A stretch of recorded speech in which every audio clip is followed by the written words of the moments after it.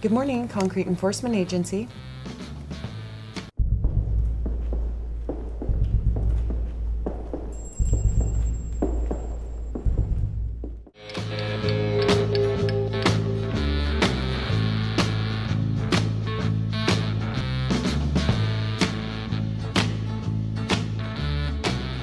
It's our commission to enforce proper concrete practices at all times, to seek out those who are not properly trained, and to provide training opportunities to all, regardless of race, creed, or skill level.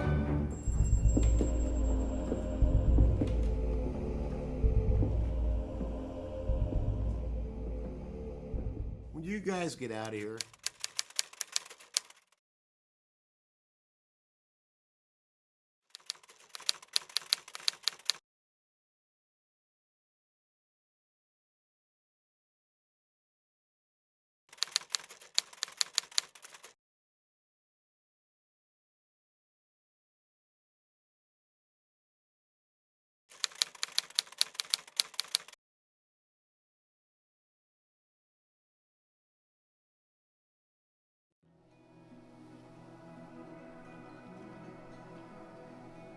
I don't even remember the first meeting, but it was in 5th grade at Campbell Hill Elementary School. You know, we sort of lived in the same neighborhood in Renton. So I'd been working for about 10 years or so, just kind of, hell, I was paying the bills, and, you know, got through the apprenticeship, and I was running a little job for Hope, and we had to call the hall, that wonderful thing, and who shows up as part of the crew but Mark Maher.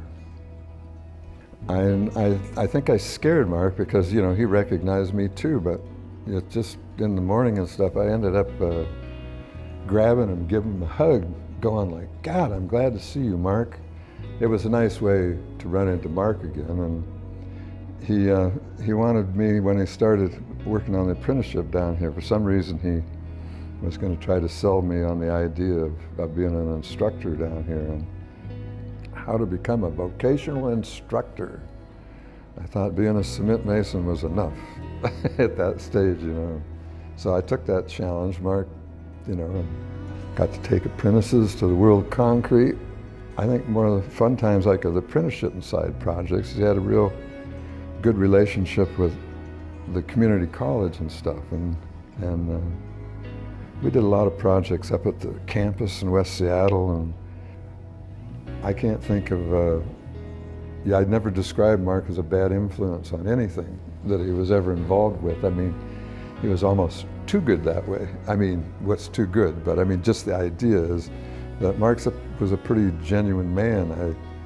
I never saw him, you know, I mean, I saw him get mad and different things, but he never was mean to anybody. I never, you know, I thought he treated people way too fair. I ran out of patience with people long before he would. So I guess that's the good thing, you know. Well, Mark came from this, you know, he used, when the wheelbarrow, the barrel would wear out, he'd give an apprentice the wrenches and tell him, go take that apart. Now put that handle onto this one that's got a broken handle, just so they would learn how to do things. But then he would save the pieces so that he could keep recycling wheelbarrows. Just because when he first started, he had to. There was no money. When I joined the apprenticeship, we was in the little shack over here. We had the little tent and everything else, and then we started on the building. I did my interview, I filled out my paperwork, everything in the Connex. All these buildings, and the apprenticeship has grown since then amazingly, and Mark had his hands on everything. One of the neat things with Mark is his passion to grow and get our apprenticeship to be the best that we could possibly be, and that has a lot to do with his hard work that he spent working after hours and with the state and different entities. So we originally really didn't have much of an apprenticeship. our history is, we used to start in the library downtown Seattle and do night classes, and we slowly migrated to this facility here, working out of Quonset huts, mobiles, a lot of times outside, or doing projects off campus just to get a project so we could get going. And to where he got this land donated by Norm Dix, Maria Cantwell, and they collaborated together and got this state land donated to Apprenticeship. And with that donation, we've got this building here that we share with the Brick Masons, and the college has building C over there closer to the Hat and Boot, and created this facility. And his dream was always to make things grow. And if you look behind me right now, we got a 3D printer. Mark was somebody that always cared about his apprentices. I mean, he had kids that were in there 7-8 years. And if they came back and asked for another chance, he'd give it to them. And there were kids coming through that I said, you know, why waste the time, Mark? And he'd say, they'll be okay. And 99% of the time they were. He showed up on the job site once with some documents and reminded me that that was my commitment to come to class, and that I might be held liable for some of the tuition that was being spent and things of this nature. Now it's funny. Back at the time, I'm not sure how funny it was. It was just something about Mark's nature that put me at ease. And from that point on, we had a good conversation. I filled out some paperwork. He didn't even know me, but he believed in me. When I joined the apprenticeship in 2000, I was 21 and needed some advice. And if it hadn't been for Mark, I don't think that I would have stuck in the trade. He really encouraged me and always had something nice to say. He'd always tell me how important training was. And I listened to that, and that's how I am where I am now.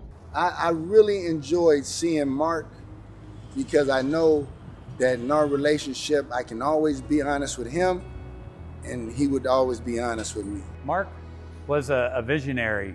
He would have ideas way beyond, I think, the time. I think some of the ideas that he was trying to implement, we're finally getting full grasp of what he was saying back in the early 2000s, and we're actually able to get all the trades to see as far as safety and mentorship. The stuff he did, he'd find out about a new product. He was always looking for new products and new applications of what people were doing. The stamping when it was first coming around, the overlays, epoxy work. If it had anything to do with concrete, Mark claimed it. And he took the trouble to get the state to put it into our standards. He just fought for our work. The floor polishing, everything. He just was always on the go. I really feel like my job here is to carry on what Mark had started with this apprenticeship and the goals that it had. So Mark has a drive inside of me that keeps me going every day. I think that's pretty special to know that I get to be a part of something huge like this. That's how I think of Mark now, is kind of what a genius he was, because he had a long-term strategy for this local, and it kind of plays out a little bit more every day.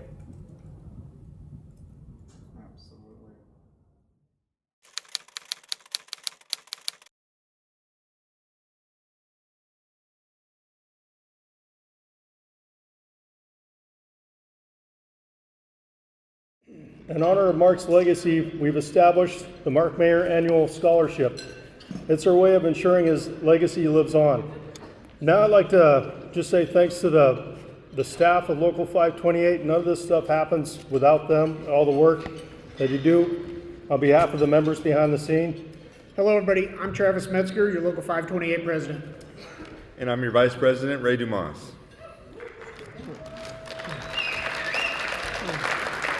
Thank you. Every apprentice needs a mentor, someone who will take their time and show them how to be a good worker. Here at Local 528, we want to highlight those members with the Mentor of the Year award.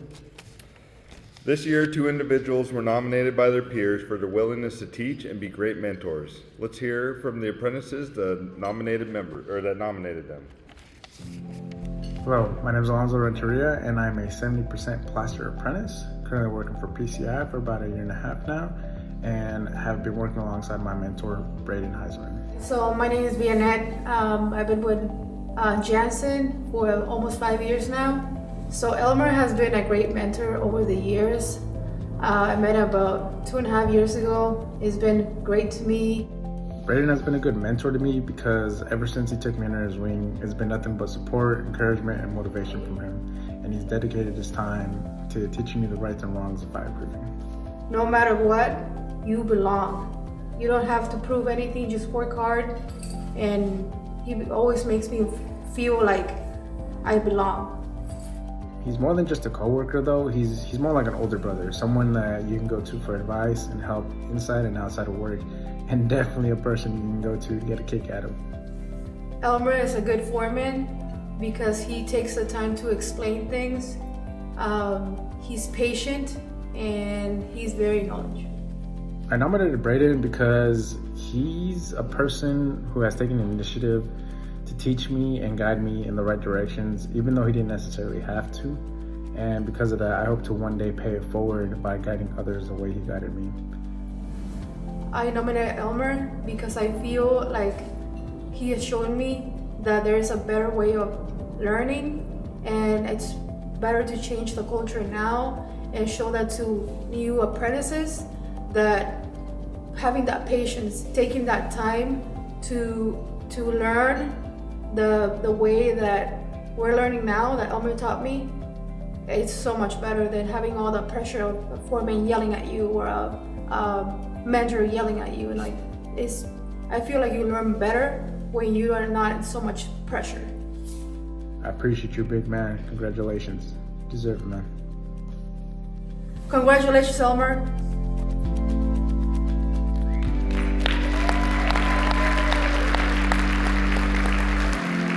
Elmer and Braden, come on up to the stage.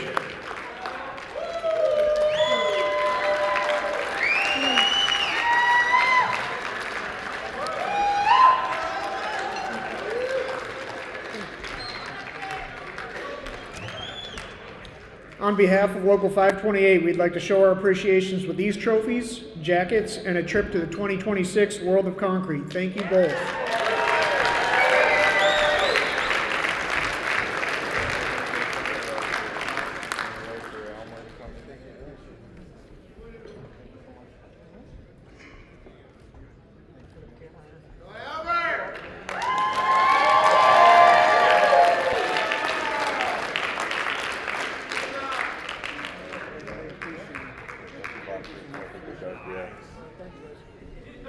I'd like to remind everybody that you also could be a mentor of the year. Your positive investments in the members will return tenfold.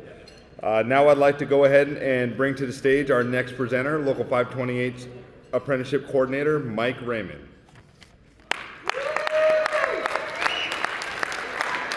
We're going to be recognizing the 2024 graduates and the Apprentices of the Year. That's right. What?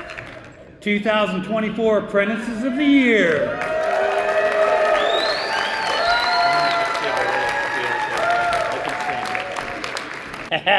That's right. Our future leaders right there, along with a few more we got coming up.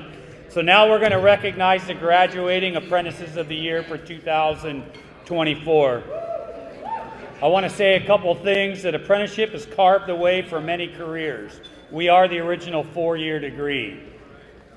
All right, you guys ready? Say cheese. Gotta have at least one in there, right? Let's give one more big round of applause to our 2024 graduates.